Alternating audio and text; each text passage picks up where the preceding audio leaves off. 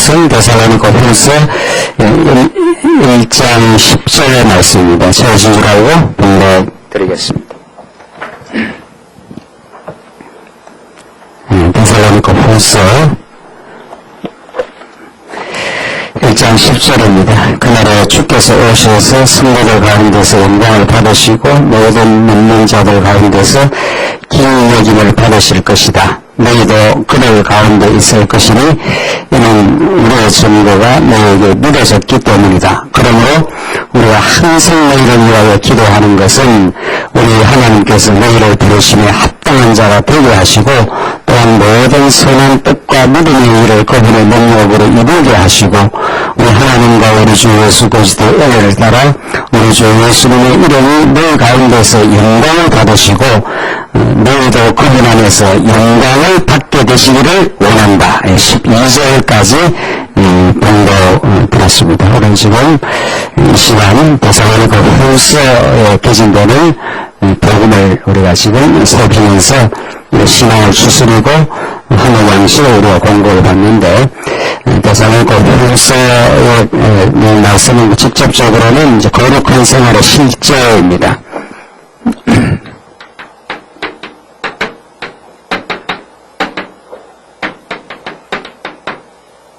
이제 데살로니가 후서의 주제인데 하나님은 우리를 죄악 가운데서 불러내셔서 하나님의 자녀가 되게 할 뿐 아니라 자녀답게 살게 하시는 거룩한 삶, 과거의 세속주의적인 삶에서 거룩한 삶으로 하나님께 인도하시는 신실하심과 능력이 계셔서 그렇게 실제로 살게 하신다는 겁니다.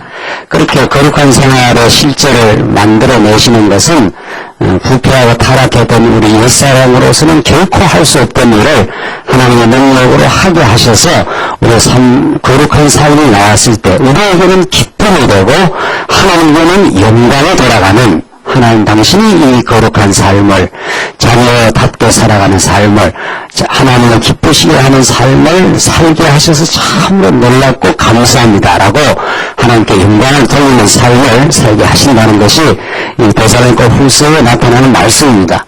어느 말씀이든 중요하지 않는 하나의 양식이 없지만 성경 창세기부터 계시록까지 하나님의 아주 질서 있는 말씀이요 우리가 꼭 먹어야 될 양식으로 그리고 구성이 되어 있습니다.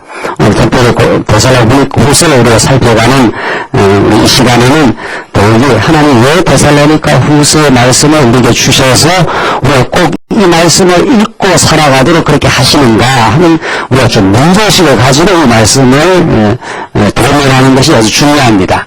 그래서 날마다 듣는 말씀이 아니라 꼭 우리가 이 거친 세상 세속주의를 묵먹듯 마시며 살 수밖에 없는 우리의 삶의 존재 방식입니다. 이게 우리 타락한 옛사람, 우리가 하나님의 뜻 가운데 우리가 불순종 가운데 우리가 던져져 있어서 우리가 태어날 때 육신의 몸으로 태어날 때 죄 가운데 잉태하여 죄중에 우리가 출생을 하기 때문에 우리는 보고 듣고 생각하고 교육받고 하는 모든 것들이 그 타락한 옛사람을 강화시키는 방식입니다. 우리가 태어날 때 죄인으로 태어나는데 그게 뭐 수정이 된다든가 변화가 된다든가 전혀 그렇지 않습니다. 그 세상 교육은 사람이 자꾸 변한다 그러는데 영악하게 변하는 겁니다. 세상 지식이 확장이 되고 소위 말해서 자기 의를 내세우는 도덕성이 생길지는 몰라도 자기 의를 내세우는 자기가 선함을 하고 나서 내가 했다고 하는 자기 의를 내세우는 도덕성이 구축될지는 몰라도 하나님이 기뻐하시는 참된 거룩은 이루어지지 않습니다. 그래서 오늘 거룩한 생활을 이렇게 되지 않습니까? 우리가 지금 신학방 주제가 진리생활 체제인데 하나님께서 이런 순서를 통해서 예수가 그리스도를 입증하겠다 이런 뜻입니다. 여기 에베소서부터 이제 빌레몬서까지 오늘 성경은 다 그렇지만 특별히 우리가 진리생활 체제에 대한 이 맥락을 우리가 공부하고 있지 않습니까? 우리 지금 데살로니가 후서는 이 부분에 지금 위치하고 있는 말씀입니다. 하나님이 진리로만 무장시키는 게 아니라 진리에 입각하여 포도나무 되시는 예수 그리스도에 입각하여 우리 안에 그 가지에서 생활의 열매를 맺게 하신다 이런 뜻이죠. 그 생활의 열매가 맺게 하는 건 끝없는 작업입니다. 죽는 날까지 이루어지는데 되는 만큼 되고 안 되는 만큼 안 된 상태로 있는 늘 과정 중에 보상이 있는 존재인데 그게 되어지는 만큼 체제가 성숙한다 이렇게 되어 있습니다. 그래서는 체제를 이루는 구성원들을 이렇게 성숙하게 돼 있어야 성숙한 체제를 운영할 거 아니겠어요? 이거 너무나도 장난인 겁니다. 그러니까 이건 뭐 이렇게 어렵다든가 복음이라는 게 뭐 복잡하다든가 이런 게 아닙니다. 예. 진리의 말씀을 하는 게 늘 공부를 해주시는 것은 삶 속에서 진리를 누리라고 주신 거지 진리 따로 생활 따로 이럴 수가 없는 겁니다. 사실은. 예. 그 갭이 어느 정도 있는 거는 우리가 받아들일 수 있지만은, 그게 별개다 이렇게 될 수가 없는 거죠. 진리라는 것이, 포도나무 대신 그리스도가 우리의 가지에게 생활의 열매를 자꾸 내려가도록 날마다 인도해가는 과정입니다. 그러니까 어느 정도 농도가 좀 얕을 수 있고 농도가 짙을 수 있고 그건 있을 수 있는 거죠. 개인 차도 있을 수 있고 우리 교회 간의 차도 있을 수 있는 그건 우리가 뭔가 이해할 수 있는 건데 이게 분열되지는 않아요. 절대로. 또 그래서 진리 생활 체제 가운데 데살로니가서는 빌립보스가 복음 합당한 생활, 골로새서가 뭐죠? 예, 굳은 믿음의 생활, 예, 지금 데살로니가서에서가 거룩한 생활을 이른다. 그러니까 거룩한 생활이라는 것은 이 부분에 이제 속해져 있는 말씀인데 성령께서 오셔서 저 진리를 깨닫게 하는 결코 만들어낼 수 없답니다. 이건 하나님 주신 선물이라는 거예요. 거룩한 생활이라는 것이 우리 데살로니가 앞으로 데살로니가 전서에서 확인했지 않습니까? 그걸 압축해서 말하라 하면은 데살로니가 전서 지금 복수가 압축해서 말하라 하면 뭐죠? 항상 어떻게 하고 기도하라. 그 다음 뭡니까? 쉬지 말고 기도하라. 쉬지 말고 기도하라. 범사에 어떻게? 감사하라. 이게 데살로니가 전서에 나오는 거룩한 생활을 압축하면 그렇게 되는 겁니다. 이 거룩한 생활은 무슨 폼을 갖는다든가 뭐 세상하고 내가 너하고 달라 하는 자기 우월함을 증명한다든가 그런 거 하면 그래 정말 있는 거죠. 거룩한 생활의 그 구체적인 내용이 이런 겁니다. 이런 거예요. 반대로 말하면은 우리가 진리를 진리답게 깨닫지 못해서 거룩한 삶이 이루어지지 않았을 때가 반대 아니겠어요? 이전의 삶 아니겠어요? 그럼 반대로 이렇게 추론해보면 돼요. 반대는 과거에 우리 삶은 이런 삶이 아니었다 이런 거 아니겠어요? 성령께서 진리를 깨닫게 하기 전에는. 그러니까 기쁨이 없는 거죠. 즉 과거에는 쉬지 않고 기도하게 되는 게 하나님의 뜻인데 과거에 우리의 삶은 기도하지 않는다 하는 것은 기도라는 게 하나님의 약속, 하나님의 뜻이 이루어지길 기도하는 마음인데, 기도하지 않는다는 게 뭐겠어요? 나를 주장하는 거죠. 내 뜻을 이 땅에 주시려 하지 않겠어요? 그건 모든 인간이 그런 거예요. 범사, 감사인데, 이게 이제 우리, 복음을 자꾸 깨달아가면은, 범사에 하나님 자꾸 인정이 되고, 이걸 통해서 하나님께서 우리에게 뭘 깨닫게 하시느냐. 이렇게 해서 깨닫고 나면 감사가 나오는데, 이 반대는 뭐라고 되죠? 범사? 뭐 짜증이 되든지 뭐 범사 원망이 되든지 다른 사람을 자꾸 탓을 하든지 뭐 그런 거 되겠죠. 이게 과거의 우리의 세속적 삶이고 이게 거룩한 삶이라는 겁니다. 이건 무슨 능력으로 어떻게 이루어가시느냐. 이걸 데살로니가서는 아주 치밀하게 잘 가르쳐주고 있고 또 물론 더 말할 것 없이 성경 전체와 이렇게는 부분을 깨달으면 오전 시간에 우리 경건에서 확인한 대로 하나님의 나라가 어떤 거라는 걸 깨닫기 시작하면 당신이 이루는 나라는 그리스도를 통해서 그의 몸된 지체를 자기의 한 몸으로 삼아서 당신이 이루겠다는 겁니다. 이 모든 내주 때중에 빼어 살기가 하나님 그리스도를 보고 기뻐하는 거 아니겠어요? 우리가 아무리 망가진 인생이든 범죄하고 허우적거리든 우리가 때로는 실수하고 하든 하나님은 한결같은 음악적 신실함으로 다가와서 우리를 붙들어주고 또 우리를 막아주기도 해요. 호세아서 보면은 그렇게 해서 가시덤불 우리를 막겠다는 거예요. 그 하나님께서 우리를 막겠다고 해서 우리를 많이 막아줍니다. 어떤 일은. 그래서 막아서 점점 막고 쳐서 당신 품 안으로 늘 끌어오는 게 거룩한 생활입니다. 하나님은 지휘하시기 때문에 여러분 가족과 마침내 거룩한 생활로 가지 않으면 안 되도록 인도하십니다. 아무리 우리가 밟는 과정에서 밟으면 쳐도 그게 하나님의 신실함이라는 거죠. 그래서 이런 큰 교감을 우리가 가지고 데살로니가서 봅시다.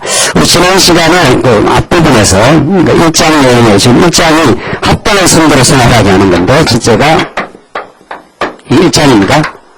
합당한 성도 신앙생활을 하는데 데살로니가 엄청난 박해와 환난이 많았다는 겁니다. 다시 한번 보시죠. 복습을 하시죠. 1장 4절. 그러므로 너희가 겪은 온갖 박해와 환난 가운데서 나타난 너희의 인내와 믿음을 인하여 우리가 친히 하나님의 여러 교회에서 너희를 자랑한다. 참 너희들 잘 견디고 있네. 여러 교회 자랑해야 될 것이다. 이때 자랑은 인간적 자랑이 아니라 하나님이 이렇게 붙들어줬네, 이 교회를. 이렇게 데살로니가 교회가 아주 모범적으로 신앙생활을 지금 해가고 있다는 거예요. 그 모범 내용이 뭐냐 하면 박해가 많다는 겁니다. 환난이.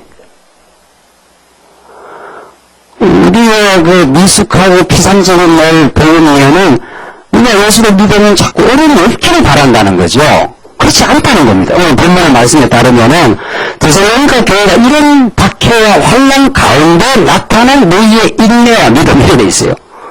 자, 이 재미난 건데 보십시오. 환난, 박해, 곤란, 우리 삶의 공고, 모든 걸 다 들어가는 겁니다. 자, 이런 것들 가운데 인내가 뭐라 그랬습니까? 네? 믿음이 했지 않았어요. 그러니까 하나님 교회 뭐라는 것처럼 이걸 만들어내요. 오래 참는 거, 인내. 오래 참는다는 건 내가 버티는 게 아니에요. 이 참 우리가 상식적으로 성경을 이렇게 이야기, 우리가 오전 시간에도 안식 이야기했지 않았어요? 안식하면 쉰다 이렇게 돼 있단 말이죠. 실컷 일하고 나서 너무 피곤하니까 사우나 가서 쉰다 이런 생각도 하잖아요. 우리가 쉰다 하면 말이죠. 성경 그런 말이 아니에요. 전혀 그런 말이 아니라니까요. 사바트 하는 것은 본래 자리로 다 내려간다 이런 뜻입니다. 하나님의 통치권의 역사를 하시고 인간은 통치를 받는 피조물의 자리로 내려가는 것, 이게 원래 뜻이에요. 그게 그때 경축한다, 찬양한다 이런 뜻이에요. 안식이라는 건 누구보다 행복하고 즐거운 겁니다. 하나님은 이루셨습니다. 당신은 우리의 주관자이십니다. 이런 게 안식이에요. 그러니까 우리가 마음의 안식이라는 건 하나님을 깨닫고 기뻐하는 거, 그게 안식이에요. 피곤해서 쉰다 이런 뜻이 아니란 말이죠. 이것도 마찬가지예요. 성경에서 자꾸 인내하라 하면은 어떤 사람은 이를 빡빡 이렇게 하면서 이렇게 참는 걸로 이렇게 생각합니다. 그게 아니에요. 그거는 인내한다는 게 아니고 그건 억지로 겨눈다 이런 뜻입니다. 네. 인내는 그런 게 아니에요. 인내는 그 인내 앞에 뭐가 있어요. 틀림없이. 억지로 우리들이 인내하라면 사람은 오래 참으면 다른 데서 튀어나옵니다. 그게 나옵니까 안 나옵니까? 나와요. 아내가 남편한테 구박을 많이 받고 시하면서 구박받으면 그래서 꼭꼭 눌려있다가 다른 방식으로 튀어나옵니다. 인간의 감정은 절대로 사라지지 않는다는 겁니다. 어떤 식으로 튀어나오야 말이지. 그래서 인내라는 건 꼭 억지로 참는 게 아니에요. 억지로. 인내를 하게 하는 주관자가 있어요. 우리를 위해서 우리 앞서서 오래 참으신 그리스도를 생각하라. 히브리서에 그렇게 나와 있어요. 그리스도를 붙드는 걸 인내라 하지 그리스도와 관계없이 내가 꾹꾹 참는 게 인내가 아니에요. 그리스도를 붙드는 거예요. 왜? 환난이 오니까 환난의 바람을 하나님께서 불어 제치니까 우리가 자녀를 떠밀려 가게 돼 있잖아. 표를 내게 돼 있다가. 그러니까 누구를 꼭 붙들게 돼 있어요. 예수를 꼭 붙들게 돼 있죠. 우리 지체니까. 하나님 환난이 왔습니다. 어둠이 왔으니 당신의 신실함은 내가 붙들지 않고는 살 수가 없습니다. 그렇게 해서 기도하게 되고 인내하게 되는 건 그리스도의 신실함을 꼭 붙드는 거예요. 그러니까 견디내는 거죠. 억지로 참으라면 어떻게 견디겠어요? 또 그리스도의 신실한 편, 그리스도가 하나님의 나라를 이룰 것을 소망하기 때문에 인내합니다. 억지로 참는 게 아니라는 건 분명해졌죠? 소망도 하고 하나님의 신실함도 붙들고 말씀을 간단하게 붙들기 때문에 견디내는 거죠. 환난이 불어왔을 때 그 환난은 누구를 위해서 주는 겁니까? 택한 백성을 위해서 주는 겁니다. 불특자를 주는 게 아닙니다. 그리고 오히려 시편에도 그렇고 예레미야도 그렇고 왜 저렇게 예수 안 믿는 사람들 하나님 안 믿는 사람들 저렇게 이렇게 안락하고 평안하고 저렇게 범사가 잘 되고 우리 이렇게 너무 많은 쌀에 의해서 고난을 겪습니까? 이게 에레미야의 항변이었습니다. 시편 기절의 항변이었어요. 왜 안 믿는 사람들이 하나님 모르는 사람들이 이렇게 평안하냐 육신적으로 우리는 이런 일도 생기고 저런 일도 생기고 이렇게 힘든 일이 많이 생기느냐 그거는 뭐를 만들어내기 위해서 인내를 그러니까 인내를 만들어내려면은 원수가 나타나야 됩니다. 집안에 원수도 있고 교회 안에 어려운 사람도 생기고 왜 그래 교회에 어떤 어려운 사람 저 사람 꼭 없었으면 좋겠다 이런 거 많이 생긴다는 거예요. 그 사람이 없으면 딴 사람이 더 등장한다는 겁니다. 놀라운 사실은. 그래서 하나님이 우리를 인내케 하기 위해서 뭐를 등장을 시킵니까? 인내를 하려면 참아야 되니까 뭐를 이때 참는다는 개념은 그리스도를 중심으로 산다고 설명이 됐죠. 그리스도를 꼭 붙든다 그리스도의 소망을 붙든다 하는데 인내가 항상 인내라는 건 신앙이 튼튼해지는 겁니다. 신앙이 어떤 환란에도 잘 견뎌나가는 탄탄한 이제 신앙인으로 성장하는 건데 이게 만들려면 뭐 이런 사람이 있어야 될 거 아니에요. 이런 뭐 환경이든지 사람인지 주로 환경 중에 사람이 많은 겁니다. 알고 보면 그 집안에도 우리 가정이라는 것도 인내 없으면 못 살잖아요. 그 자식이 이 속썩이는 거는 자식을 탓할 게 아니고 자식이 속썩이면 누가 인내를 해야 됩니까? 내가 인내를 해야 되죠. 그러니까 자식이 스승이에요. 나를 인내케 하는 하나님의 손길이에요. 아이고 내가 지금 왜 나왔나 이러지 말고 그러니까 지금 포인트가 지금 보십시다. 포인트는 거룩한 생활을 하나님이 만들겠다는 거예요. 말만 하나님이 하시는 게 아니고 실제로 이루겠다는 거예요. 하나님이 거룩하게 이루어 가겠다는 거예요. 우리 안에. 거룩의 내용이 이런 건데 기뻐하고 쉬지 않고 기도하고 감사하는 건데 또 그걸 다른 말로 말하면 인내하고 믿음이 자라는 겁니다. 그러려면 인내하려면 어떤 사람이 있어야 돼요. 누가 나를 해코지 하는 사람이 있어야 인내를 할 거 아닙니까? 다 우리에게 우호적이면 내가 인내할 게 뭐 있습니까?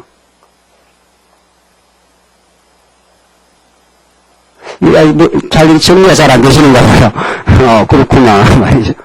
그렇잖아요. 그래서 인내하고 믿음을 갖게 하려면 그리스도를 꼭 붙들 수밖에 없고 환란이 오면은 환란을 일으키는 너후간의 쌀왕이라든가 구약식으로 말하면 뭐 집안에 원수가 하나 있다든가 교회에 어려운 사람이 있다든가 나를 자꾸 힘들게 하는 그런 사람이 있으면 저 사람이 하나님 보낸 사람이구나 이렇게 해석하라는 겁니다. 성경은. 예, 아멘이에요. 이거 진짜 아멘.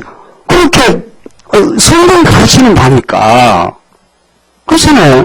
우리는 어려움이 생기면 인내는 어려움이 있을 때 인내가 필요한 어려움이 생기면 어떤 어려움을 발생시킨 어떤 이 대상이나 이 인간이나 이게 좀 없어졌으면 좋겠다는 거예요. 하나님 저 원수를 좀 없애달라는 거 아니에요. 기도할 때. 하나님 그게 안 듣습니다. 절대로. 그걸 박아놓고 우리를 인내케 하는 거니까. 그래서 우리가 성경을 우리가 참 잘 배워왔는데 어떻게 이해를 해야 되나 이제는 정말 그 성경을 어떻게 내한테 적용을 해야 되는가. 7절 보십시오. 환난을 당하는 너에게는 우리와 함께 안식으로 갚아주시는 것이다 이렇게 돼 있어요. 또 하나 더 붙는 거죠. 인내, 믿음, 안식. 하나님의 환난과 박해를 일으킨 거는 하나님의 주권 아닙니까? 이게 하나님의 주권 속에서 다 일어나는 일 아닙니까? 우리한테 어떤 일이 일어날 때는 우리의 유익을 위해서 그렇다는 거예요. 우리를 괴롭히려고 그랬겠어요, 하나님께서. 하나님 무슨 과학적 환자입니까? 우리를 이렇게 자꾸 괴롭히려고 하겠어요, 우리를. 우리의 신앙의 유익을 위해서 그렇다는 거예요. 오늘 본문에 따르면 인내와 믿음을 만들어내고 안식을 만든다는 거예요. 안식이라는 개념 정리하셨죠? 아까 보내도. 안식하는데 휴식한다 이러면 환란이 오는데 어떻게 휴식을 하겠어요? 환란이 바람이 부는데 휴식을 못하지요. 육신의 휴식을 말하는 게 아니라 이 안식은 심령의 안식, 즉 통치자를 강렬하게 붙드는 것 이런 뜻입니다. 통치자를 붙든다는 건 내가 피조물의 자리에 하나님이 환란 주시면 내가 환란을 겪을 수밖에 없습니다. 그게 안식이에요. 환란을 자꾸 없애야 된다고 생각하니까 원망스럽지. 하나님이 통치자가 환란을 일으키면 환란을 주신 하나님의 환란을 통해서 내 옛사람을 깎아내시는구만요. 그렇게 그 하나님의 뜻으로 받으면 마음이 뭐가 됩니까? 평생 안식이 옵니다. 그 성경이 이렇게 돼 있어요. 지금 고린도 데살로니가 후서가. 그래서 지금 사도 바울은 데살로니가 교회가 참 환란이 많았습니다. 정말 가장 많은 환란이 많은 교회였습니다. 그 중에 하나예요. 데살로니가. 그래서 그 소식을 듣고 사도 바울이 그 정말 안타깝게 그 위로하고 권면하고 복음으로 너희들에게 하나님께서 이런 환란과 박해를 허락한 건 하나님 거룩한 생활을 너희 안에서 만들려고 하는 거다. 잘 견디고 잘 인내하고 그 안에서 하나님의 통치를 바라고 안식을 얻어라. 육신은 너희들 고달프다 지금. 너무 힘들 수도 있다. 육신은. 얼마나 지금 핍박을 해도 지금 유대주의자들이 지금 준동해가지고 교회를 뒤집어 놓지. 이러니까 교회가 그런 상태예요. 그때 하나님의 통치 속에 참 안식이 있다. 이게 우리를 하나님께서 믿음 안에서 키워가는 길이다. 견뎌내라. 하나님께서 너희를 지키신다. 동행하신다. 지금 그 말을 하고 있는 겁니다. 11절. 그러므로 우리가 항상 너희를 위하여 기도하는 것은 항상 기도하라는 대로 사도 바울은 실제로 항상 기도했습니다. 기도 안 하면 살 수가 없으니까. 그리고 데살로니가 교회가 엄청난 환란 속에 있기 때문에 바울이 정말 간절한 마음으로 성도들의 기도 내용을 봅시다. 우리 하나님께서 너희를 부르심에 합당한 자가 되게 하시고, 합당한 자 하는 것이, 이 합당한 하는 말은 가치로운 이런 뜻입니다. 이게 합당하다. 뭐 어떤 일이 이 그릇이 이 일에 쓰이게 합당하다 하면 이 일에 쓰이는 가치로운 그릇이다 이 말 아니겠어요? 합당하다 하는 그 말 뜻이 그렇습니다. 하나님은 우리를 합당한 자로, 하나님 나라 백성으로 합당한 자로 우리를 길러 합당한 자로 되게 해달라. 어떤 자가 합당한 자예요? 잘 인내하고 잘 믿음으로 붙들고 시련 가운데서 마음의 안식을 누려가는 자. 이게 하나님 나라를 세워가기에 합당한 자입니다. 그렇게 하나님이 하게 해달라고. 그리고 또한 너희 모든 선한 뜻과 믿음의 일을 그분의 능력으로 어떻게 해요? 이루게 하시고. 우리가 능력에서 우리가 선하게 해버리면 되잖아요. 그런 능력이 없습니다. 우리가. 그래서 하나님께서 아브라함에게 99세나 그 자손 언약을 이룰 능력이 없도록 25년 세월을 그냥 끌어버리잖아요. 그래서 한 달에 한 번 치르는, 여자가 한 번 치르는 그 일이 끊어지도록 하잖아요. 근데 그게 없는 거죠. 그 아브라함도 사라도 다 하나님께 원망을 했지 않습니까? 뭔 소리 하는 겁니까? 지금 내가 지금 아무 능력이 없는데. 능력이 없는 데서 내 능력을 보여주겠다. 이게 하나님의 뜻이란 말이죠. 그 아브라함에게 자손 언약을 이루는 방식이라는 겁니다. 그 자손 언약 하는 게 하나님 나라의 첫 번째 조건 아닙니까? 국민이니까. 국민, 국토, 국권은 당신의 능력으로 이루겠다는 겁니다. 그 하나님의 능력으로 하나님 나라가 이룰 때까지 우리의 무능력이 폭로가 되고 이런 것의 죄성이 폭로를 시킵니다. 하나님이. 그래서 우리는 하나님 나라의 그 기쁨을 만들 수 있는, 항상 기뻐하라, 이게 거룩한 생활이고, 더 포괄적으로 말하면 이게 하나님 나라입니다. 그렇잖아요? 하나님 나라는 항상 기뻐하는 것이고, 시정하고 기도하는 것이고, 범사에 감사하는 것이니까, 이걸 우리가 못 이룬다는 겁니다. 그러니까 하나님께서 이루어주겠다는, 그렇게 이루어달라고 기도하지 않습니까? 하나님의 능력으로 이 선한 일을 이루게 해달라고. 이 선한 일이 바로 이겁니다. 선한 일이. 이 선한 일 하면 자꾸 도덕적 차원을 생각하지만 이게 우리 내면에서 선한 일이 이게 있으면 반드시 타자와의 관계가 아름답게 형성이 됩니다. 이건 말할 것도 없이 점점점점 이루어져요. 지체와의 관계는. 그래서 하나님 나라를 약속하시고 그 구체적인 하나님 나라의 내용이 거룩한 생활이고 더 구체적으로 말하면 항상 기뻐하는 거. 제가 여러 차례 이야기했지만은 어느 미친 사람이 항상 이 땅에 살면서 기뻐합니까? 에? 얼마나 우리 삶에 시련과 슬픈 일이 많고 애매한 일이 많은데 이것도 육신적으로 생각하면 이게 안 되는 거 아니겠어요? 그러나 그 시련 속에 그리스도를 바람으로 그리스도의 하나님의 나라를 바람으로 마음에 기뻐하는 것이니까 그렇게 하나님이 이루어 가시겠다는 겁니다. 그래서 결국은 우리가 사도 바울은 쉬지 않고 항상 너를 위해서 기도한다 했던 대로 바울은 이 복음을 깨닫기 전에 항상 자기 의를 위해서 살았던 바울을 다메섹 도상에서 하나님께서 끄끄거리고, 다메섹 도상은 바울만 있는 게 아니라 여러분과 저의 삶 속에 항상적으로 드러나는 하나님의 역사입니다. 끄끄거리는 거, 하나님께서 우리의 자기 의를 끄끄거리는 과정이 우리 죄가 폭로가 되고 우리 어리석음이 노출이 되고, 그래서 하나님을 의지할 수밖에 없는, 그게 오늘 개인의 삶, 가정의 삶, 교회의 삶인 거죠. 그래서 하나님께서 이거 달라고 기도를 하는 겁니다. 세 번째, 또한 12절 우리 하나님과 주 예수 그리스도의 은혜를 따라 우리 주 예수님의 이름으로 너희 가운데서 뭐라고 했습니까? 영광을 받으시고, 이게 하나님의 근본 목적입니다. 자, 하나님 나라를 하나님 이루시는 건 하나님의 영광을 선포하기 위함인 거지요. 하나님의 하나님의 영광을 5대 속성이라고 그러잖아요. 그 하나님의 5대 속성을 하나님이 영원 안에 가지고 계신 그의 존재와 속성을 다른 말로 말하면 영광이라 한단 말이죠. 그 하나님은 이 피조, 이 광활한 우주를 창조한 것도 자르게 전능함을 지금 이렇게 드러낸 겁니다. 영광을. 우리를 죄악 가운데 가두었다가 예수 그리스도를 통해서 하나님 나라를 이루는 것도 하나님의 영광인 거지요. 이게 궁극적 주제입니다. 우리 성경을 깨닫고 우리 인생의 모든 목적은 나의 영광을 드러내는 게 아니고 하나님의 영광을 우리 삶 속에 드러내는 거. 어떻게? 당신이 나라를 이루어주겠다는 겁니다. 어떻게? 거룩한 생활 속에서 우리의 세속적인 우리 인생을 거룩한 생활의 인생으로 만들어주겠다는 거. 어떻게? 기쁨의 삶으로. 그래서 사도 바울이 내가 항상 근심하는 자 같으나 어떻게 해요? 항상 기뻐하고.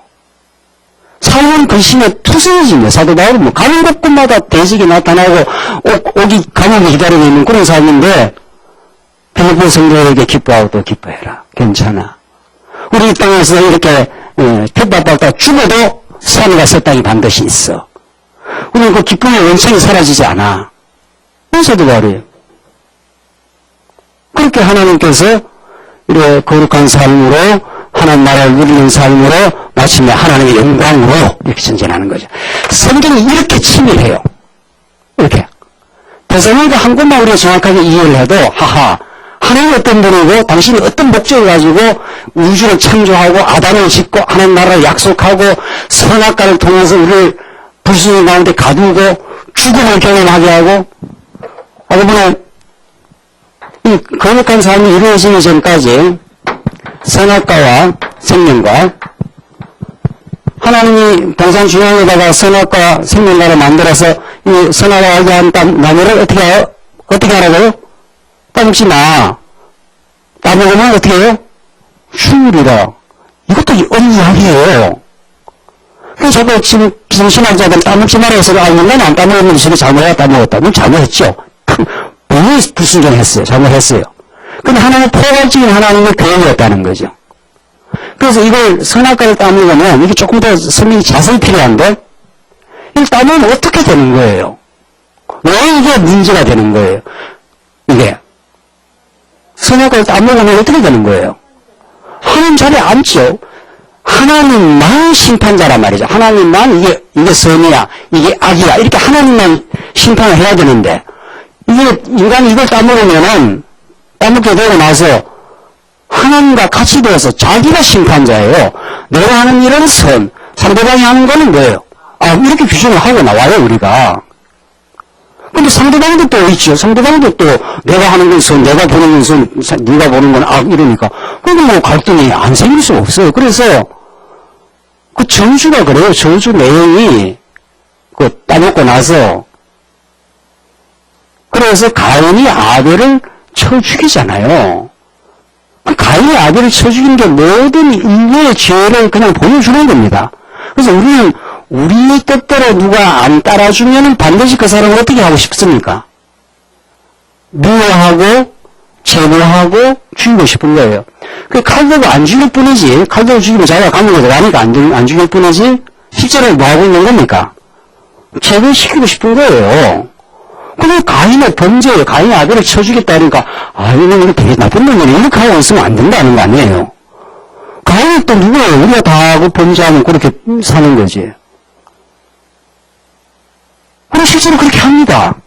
실제로 내 의견, 내 생각과 맞지 않는 사람을 아주 우리는 미워하고 힘만 있으면 제거합니다. 힘이 없으니까 그냥 마음으로만 북북 칼을 갈 뿐이지 힘만 있으면 제거합니다. 그건 인간이에요. 그러니까 선악과를 따면 그렇게 된다 이 말입니다. 그래서 이게 죽음, 사망이에요. 죄와 사망에 들어가서 모든 인간이 이렇게 삽니다. 왜 그러면 이런 걸 하나님이 만들어 놨냐? 이게 신학적 숙제 아니었습니까? 경험하려는 겁니다. 하나님 떠나 네가 하나님 자리에서 통치자의 자리에 앉으면 네 스스로 안에 미움과 죽음이 자리 잡게 돼. 그래서 생명이 없어. 평강이 없어. 참 안식이 없어. 이런 우리가 이 땅에서 많이 경험을 합니다. 가정생활에도 경험하고 교회생활에서도 경험하고 직장생활에서도 경험하고 온통 세상은 죽음의 게임을 지금 하고 있는 겁니다. 그래서 제일 많이 쓰는 언어가 우리 한국 사람이 제일 많이 쓰는 언어가 뭐예요? 아이고 뭐라고? 죽겠구나. 그래서 실제로 그 죽음의 언어를 쓰는 겁니다. 힘들어요? 어떻게 해요? 죽겠네. 미워? 죽겠네. 실제로 죽음을 경험하는 거예요. 이걸 그래서 탄자가 나가면, 아버지 집에 나가면 어떻게 되는 거예요? 나갈 때는 아주, 기분이 좋았죠. 주머니 또 돈도 두둑하고, 참기하고 놀아나고. 그 아버지의 생명으로부터, 포도나무로부터 떨어지는 순간부터 생명은 어떻게 되는 겁니까? 불 뽑힌 풀포기처럼 점점 고갈이 돼요. 고갈이 되다가 마지막에 돼지우려 가면 어떻게 돼요? 돼지가 먹는 지원연료도 못 먹어요. 그러니까 줄에 어떻게 해요? 죽는구나 이렇게 되는 거죠. 이게 인생의 모습이에요. 그러니까 하나님 이걸 경험하라는 겁니다. 너 나를 떠나면 죽는 거야 라고 경험하는 거예요. 그러니까 집 나가면 죽는 거죠 애들이. 그래서 죽였다가 뭐 하는 겁니까? 살아내는 겁니다. 생명나무가 누구를 상징하는 거니까. 이게 예수니까. 그래서 거룩한 삶은 자, 오늘 선악과를 거룩한 연결을 시켜봅시다. 거룩한 삶 이전에 이렇게 살아가는 거, 나 중심으로 살아가는 거. 그렇잖아요? 이거 세속적 삶이거든요. 이 세속주의적 삶이에요. 이게 반대란 말이죠. 세속주의라는 건 하나님으로 행복하지 않고 세상으로 행복하겠다는 겁니다. 인간이 수단 방법을 통해서 탕자가 되는 겁니다. 그러니까 아버지 돈 내놓으시오. 내 청이라고 놀아나고 내 멋대로 살아야 행복하겠다 이 말 아닙니까? 그래서 모든 인간은 하나님 없이 세속적 방법으로 행복을 찾습니다. 그러니까 특별히 21세는 행복 신도론에 지금 빠져있어요. 모든 인간은 행복이에요. 그 행복합니까? 지금 사람들, 세상 사람들 얼굴 한번 보십시오. 나가서 한번. 나가서 전철에서 사람들 얼굴 잘 관찰을 한번 해보라고요. 행복해서 죽겠다는 사람이 있는가. 행복을 말하면 말할수록 더 불행을 느껴요. 안 되니까, 그게. 그러니까 우리는 예수 믿는 사람은 내 힘으로 안 됩니다. 라고 고백하는 사람이에요. 하나님 그냥 죽은 가운데 우리 선악과 따먹은 우리 인간이 죽음에 빠져있기 때문에 갈등도 하고 미워도 하고 인간이 시기가 이게 보통 많습니까 인간이. 마음이 잘 되면 꼴을 보기 싫은 거예요. 그 사람 행복하겠어요? 절대로. 그 모르는 건 자기가 행복하지 않아서 그런 거예요. 진짜 예수를 아이가 기쁨이 없으면 그렇게 안 되죠. 그래서 이 세속주의 삶이 죽음의 삶입니다. 하나님을 떠나서 행복을 찾겠다 이 말 아닙니까? 그래서 돈 벌이고 시집가고 장가가고 사업하고 뭐 또 많은 겁니까? 또 권력 잡고 명예를 얻고 이게 다 죽음이에요. 그렇게 그 속에서 하나님 우리를 예수 안에 생명가를 먹고 예수의 생명으로 접붙여 예수만으로 행복하도록 그걸 뭐라고 합니까? 거룩한 삶 이렇게 말하는 겁니다. 그 예수에게 붙은 그 삶은 환경이 좀 부드럽든지 대사관과 교회에서는 환란이 있든지 기쁨을 점점 생각보다 유지하고 정말 기도하게 되고 하나님 당신의 뜻이 이루어지기를 바랍니다. 그래서 감사하게 됩니다. 실제로 이렇게 감사하게 되도록 하나님 만들어 주시겠다. 그래서 그걸 영광이라고 합니다. 이제 이게 이런 과정을 통해서 우리가 전보다도 더 그래도 하나님 인내케 하니까 감사하네요. 이런 시간 속에서 그리스도를 더 붙드는 인내를 하나님 만들어내 주셨으니 감사하네요. 그 감사하는 사람은 바로 이걸 감사의 영광을 어디로 돌립니까? 하나님께 돌리는 거죠. 하나님 찬양합니다. 이 시련 속에 당신의 깊은 뜻을 깨닫게 하고 당신을 바라보게 하니 감사합니다. 영광입니다. 오늘 본문이 그렇습니다. 본문의 말씀이. 2장 넘어가시면 2장은 이제 푸른 신앙으로 생활하게 합니다. 자, 2장. 합당하게 하나님께서 이렇게 만드시고, 그 다음에 점점 더 굳은 믿음 생활하는 2장 1절에 봅시다. 여기에 이제 불법자의 이야기가 나오는데, 멸망의 아들.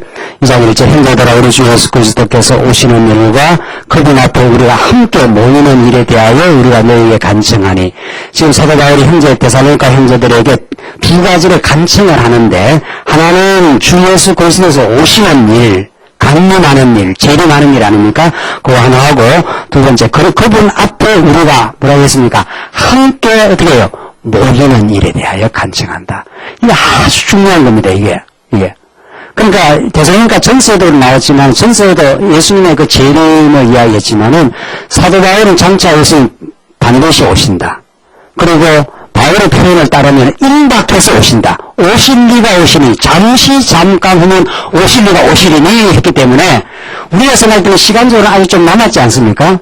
아직도 땅끝까지 복음이 전파되어야 되고 유대인이 다 돌아와야 되고 이런 거 보면 아직 시간은 좀 남은 것 같은데 사도 바울의 신앙적 관찰에 따르면 그걸 잠깐 후면 이렇게 임박해서 오는 걸로 해석해요. 그거 왜 그렇습니까? 그게 영원 안에 시간 개념이 들어가서 그래요. 우리가 볼 때 시간은 길지 않습니까? 오늘 하루가 지나고, 한 달이 지나고, 1년이 지나고, 아주 길게 느껴지지만, 영원 안에서 보면은, 1000년이 뭐 같으니까? 하루 같으니까. 그러니까 사도 바울은 예수님 오시는 게 한참 있다 온다고 이렇게 말하지 않습니다. 시간적으로는 뭐 수천 년이 걸릴지 수백 년이 걸릴지 모르잖아요, 우리는. 그러나, 영원의 관점, 신앙의 관점으로 볼 때는, 곧 오시는 거로 생각합니다. 그게 맞는 겁니다. 그러니까 예수님이 곧 오신다고 생각하면 우리 생활이 어떻게 되겠습니까? 그렇게 욕심부리고 하겠습니까? 이제 곧 오신단 말이에요. 곧 오신다. 안 올 것 같으니까 뭐 하는 겁니까? 안 올 것 같으니까. 그냥 뭐 원래 아주 그런 것 같은데 이러니까 이제 우리가 이 땅에서 욕심도 부리고 뭐 헛짓도 하고 하는 거지. 여러분 곧 오신다 이제. 고도성이 일어나는 영원한 나라가 있다. 그게 확실하다 이러면은, 이게 될 거예요, 이게. 그렇게 욕심 부릴 게 있는 것으로 감사하지, 그냥. 그렇잖아요. 마음의 안식과 평안처럼 규정하는 건 없는 거예요. 천하는 1000억을 가지든, 200억을 가지든, 마음의 평강이 없으면 그거 다 할 거거든요.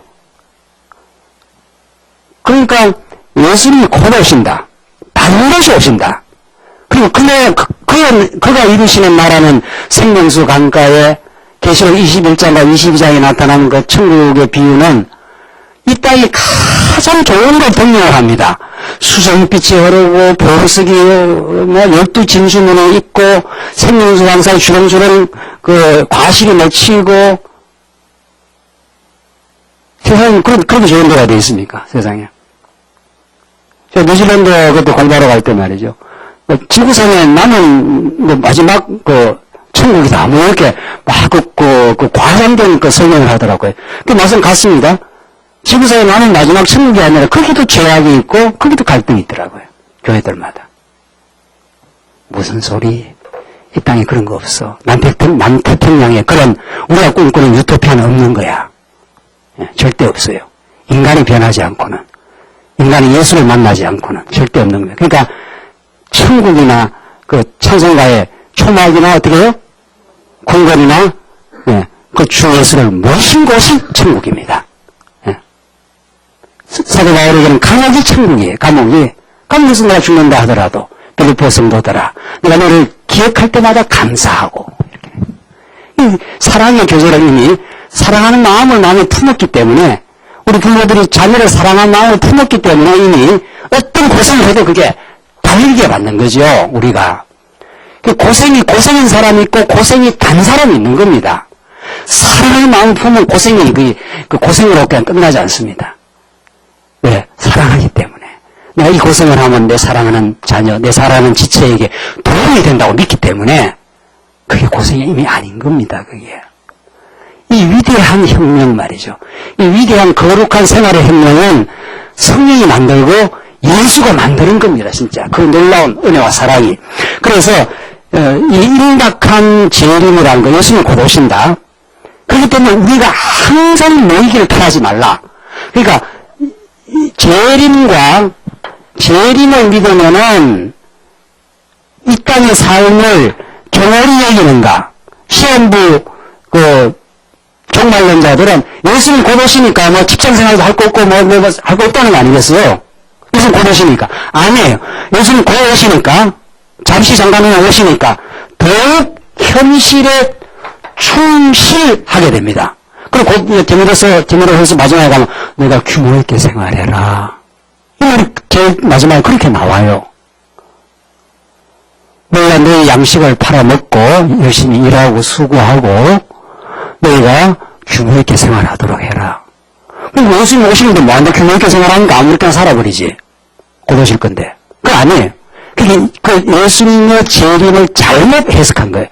예수님은 반드시 오시기 때문에, 그분을 소망하기 때문에 신부가 몸단장 잘해, 이 말입니다.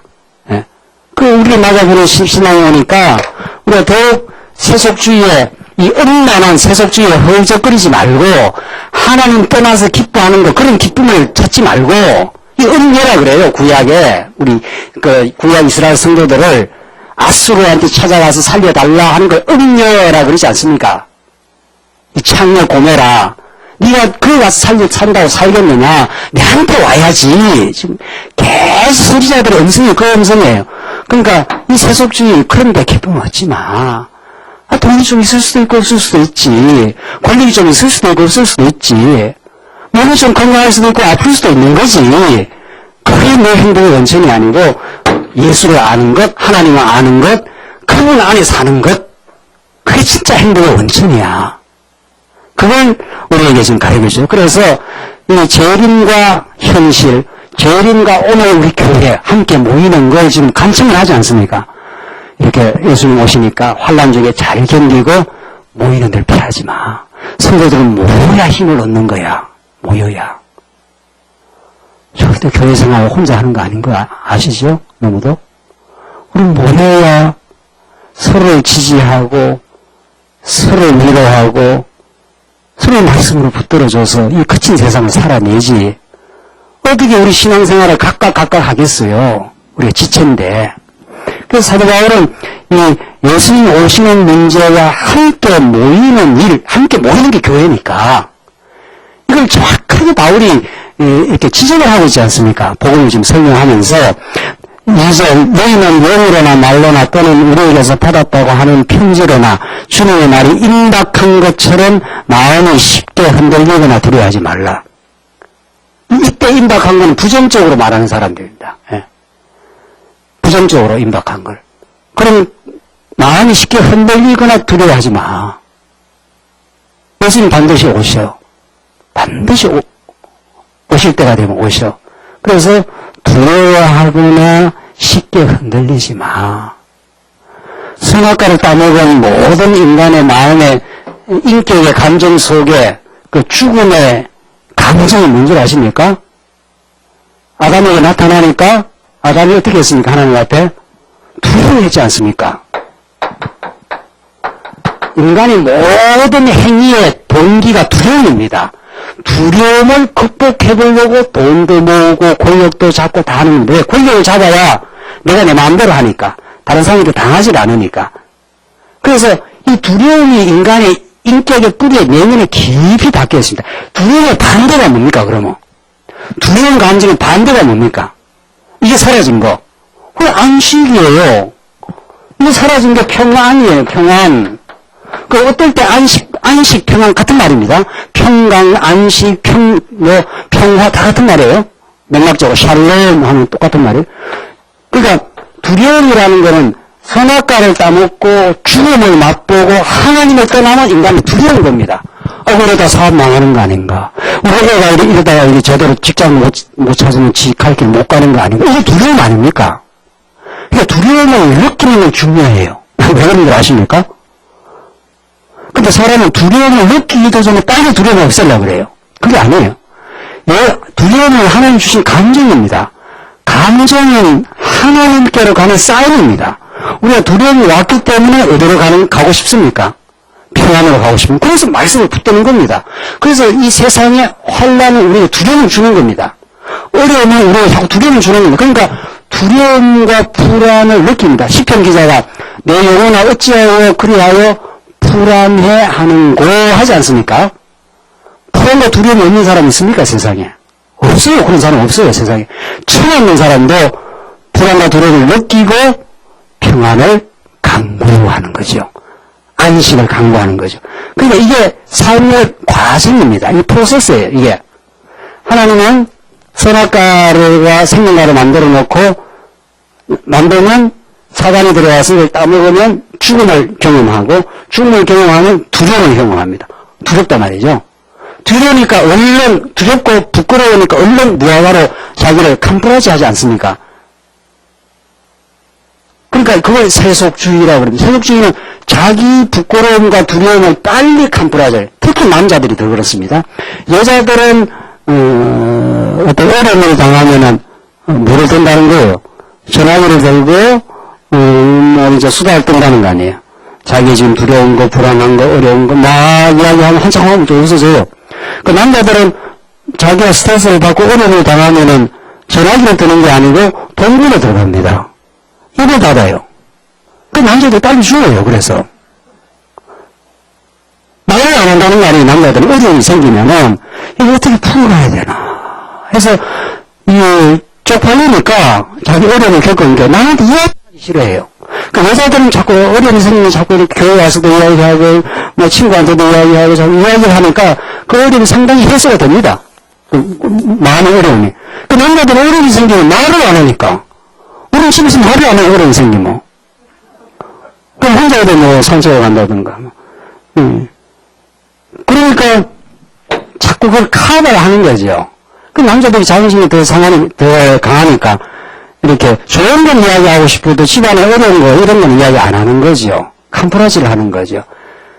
그래서 이 방어 기제를 예수님이 사실은 내려놓게 하는 겁니다. 그래서 무화과로 그걸 가른 걸 하나님께서 다 없애버리고 가죽옷으로 덮여준 거죠. 예수로 우리를 피난처를 삼게 하는 거죠. 그래서 가능하면 교회 안에서 어려운 일 겪은 것도 같이 나누고 참 여러 가지 힘든 일들 나누는 위로 아닙니까? 그게 가능한 건 본인이 그게 가능하게 하는 겁니다. 그래서 진짜 이 두려운 감정, 너가 쉬 흔들리거나 두려워하지 마. 두려움이 왔을 때 평안의 주님이신 생명가 되신 그리스도 앞으로 와. 이런 말입니다.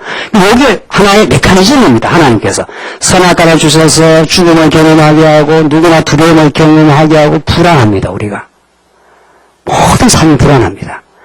그러나 그 불안을 기화로 해서 하나님 그 불안을 사실은 뱃머리로 해서 우리의 성장 되시는 예수님께로 우리 가고 있는 중입니다.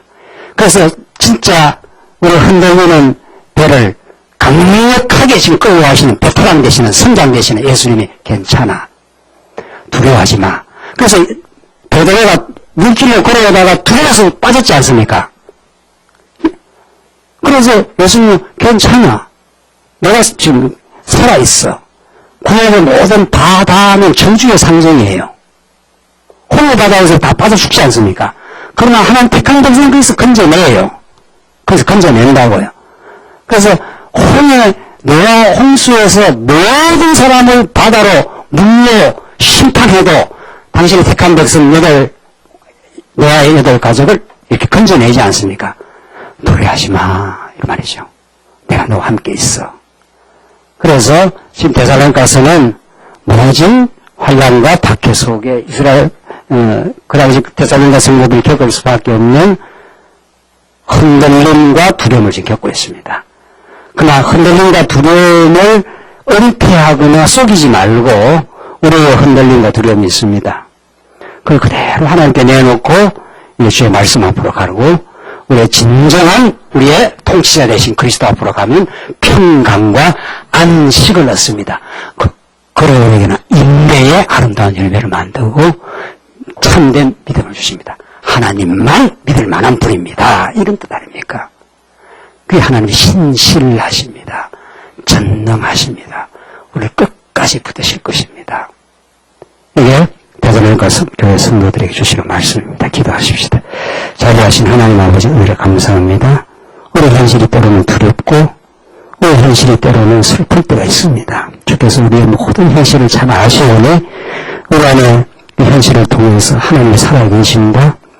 우리 끝끝내 신실하게 붙들어 가고 계시는 그 자비하심을 인하여 우리가 이제 마침내 안식과 평안을 얻고 이 그치고 험한 세상 속에서 우뚝이 서는 우리가 되게 하시고 우리 교회가 되게 하시옵소서. 예수님 이름으로 기도합니다. 아멘.